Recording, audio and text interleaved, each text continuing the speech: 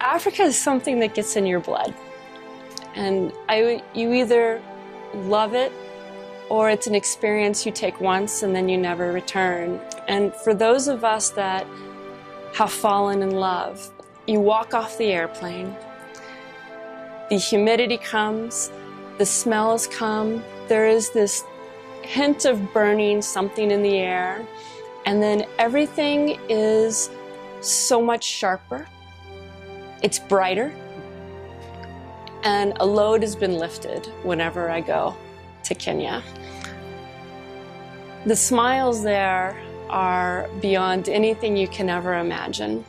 As a culture, they are so kind and generous and happy and grateful. And coming from the United States, where we have everything we need, we trust the lights will turn on in the morning and that our alarm and our cell phone's going to wake us up. There we rely on the insects of the morning, the roosters crowing, and it's just a life of gratefulness when you go.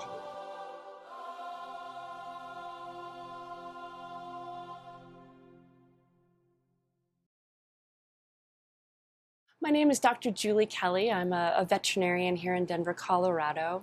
And many years ago, I'd had the opportunity to travel to Kenya and Tanzania and was able to climb Kilimanjaro.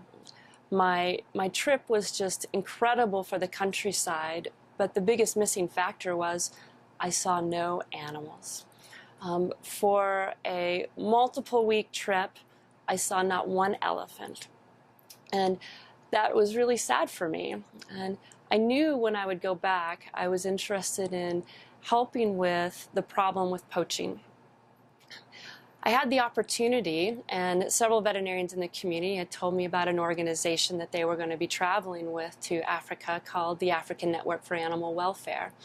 And part of what their mission was to vaccinate for rabies, but also work on the human-animal bond. Dr. Julie is amazing. Dr. Julie Kelly is the person who introduced me to ANAW, the African Network for Animal Welfare. Their biggest office is based in Kenya, in Africa, and we have an office here in Denver, which we're working really hard to get people to know more about what we do. ANAW is incredible. They work in Kenya through many different facets. Aside from helping with animal health, they also help with conservation. They have a lot of anti-poaching measures with a very dedicated group of individuals that they call the guardians that help make sure that poaching stops. That's a very big part and a very big project of ANAW in Kenya at this point. One of the biggest projects that they do with veterinarians here from the United States is traveling abroad and offering a rabies clinic and also a spay and neuter clinic. As I learned more about the organization, the parts that really fascinated me the most was that it included all species. It wasn't just the elephant, the giraffe, the rhino, but it included dogs and cats and how they fit into the community and how those animals could enhance the life of the people of the communities that they lived in. I flew here from Denver to Kenya and participated in a 3-week rabies vaccination clinic. There are thousands of cases of human rabies in Kenya every year. It's 99% fatal, at the same time 100% preventable. A leash and a collar is just not something that is available to most people. And when they are used, they are made out of what's available in the communities. And most of that, unfortunately, is trash or braided plants, chains.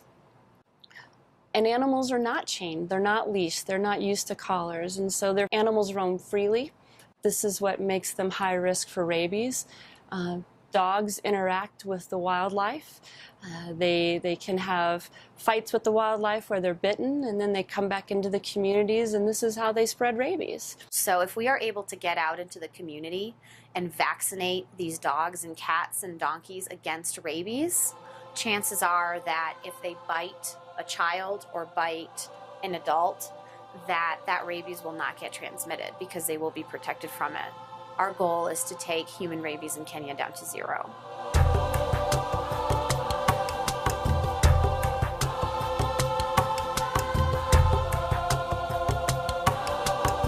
I was fortunate enough to be able to take a camera and to take a GoPro and really document what it was like day in and day out to be a part of these clinics. This is us, pre-clinic, trying to figure out how to say certain things. We know things like Kichwa Magoo, which what we're trying to say is take your dog's head and put it between your legs. Yeah, just gear. It's not sexy packing, but it is packing. Here's all the gear. Our days start very early. They start around 5 or 6 in the morning, and we jump in the ANAW Land Cruiser and we are off to the veterinary building where we meet with the government vets in Kenya. By 9 o'clock, usually we're rolling out to our different stations. I think people here in the United States, Americans are really used to taking their animals to a veterinary clinic that has electricity and running water, and the staff is in scrubs. Our clinics in Kenya are vastly different. So the clinics are so varied from where we pull over on the side of the road, you'll see an animal and a person walking down the side of the road, to we meet under the acacia tree by the second hut on the left.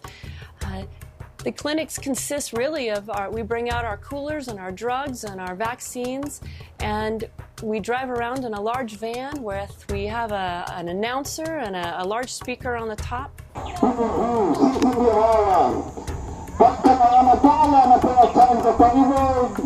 And they are saying Tangazo, Tangazo, announcement, announcement, and they are rolling through town telling everybody that ANAW is here. We have rabies vaccinations, they are free, and bring all of your animals down and let us vaccinate them. This is Dr. Dennis. This is Dr. Casey. Are you guys ready today? What kind of animals do you think we're going to see? Bunda. Donkeys. Lots of donkeys. We're hoping to get a lot of cats and dogs. I think there's a dog right there, right behind you. Here today. This is what it looks like. Right here. We are doing it right here today. That's today, right. Today. The vaccine clinics usually start out slow in the morning, but as the days go on, you'll just start seeing person after person walking in between the trees, coming in with their dogs. And many walk miles to bring their animals. Others strap them with bungee cords to the back of a motorcycle. We had multiple that came in on the back, driven by donkeys and carts. So a lot of times people have puppies and kittens that they can't just bring in their arms, and so it's actually not uncommon for someone to come to you with a bag, and it's a bag of kittens or it's a bag of puppies. And in this particular case, it was a bag of kittens. Get the water. Do you guys want to wave hi? Can you say hi? Say hi to the camera. Say hello. Say Jumbo. So in our last mission for vaccine clinics, all of the funds that we raised, 100% of those funds went to buying vaccines, medications, and support of the guardians. We raised about $10,000 on our last trip, and we bought over 6,000 vaccines. One dog can bite many, and for 60 cents, we can save multiple lives. We are self-funded in that all of us that go and contribute our time and our expertise pay for our own way. So any money that is donated towards ANAW, 100% of that goes towards medications, buying boots, buying uniforms, giving education to the guardians. We need several different things because ANAW works on several different arms in terms of the animal health clinics and the conservation and guardianship part, and also the anti-poaching. The best thing right now is actually money. We have the vaccine, we have a lot of the medicine. We need the money to purchase it. We also need the money to fund different projects. We have a beautiful guardianship project right now where we have a group of gentlemen, and they're called the Guardians. They're down in Voi, which is south of Nairobi, where Tsavo National Park is located, and their job is to make sure that there's no poaching as the animals cross in between Tsavo East and Tsavo West. But they need things to be able to fight the poachers. And those are things that, of course, we can find in Kenya. The problem is that we need the funding for it. The human-animal bond is what I do. As a veterinarian, I've worked my whole school career towards medicine on how can we save every animal.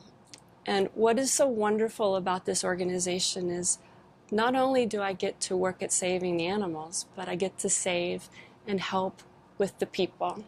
And this is the one organization where everything comes full circle. We teach, we give, we help, and at the same time it changes us.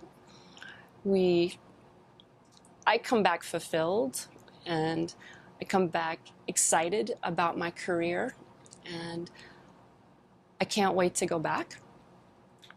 This one little rabies vaccine for 60 cents means so much to these communities. When you live in fear of dying from a disease, that 60 cents is all it takes to save your life. It just seems like so little. How do you feel after today? I feel great. How did it go? It was a good day. How do you feel? Good? That was an incredible day. What do you think? I thought it was great. Good day, all in all, and we're rolling out. Great day, all in all. Bye-bye. Bye-bye.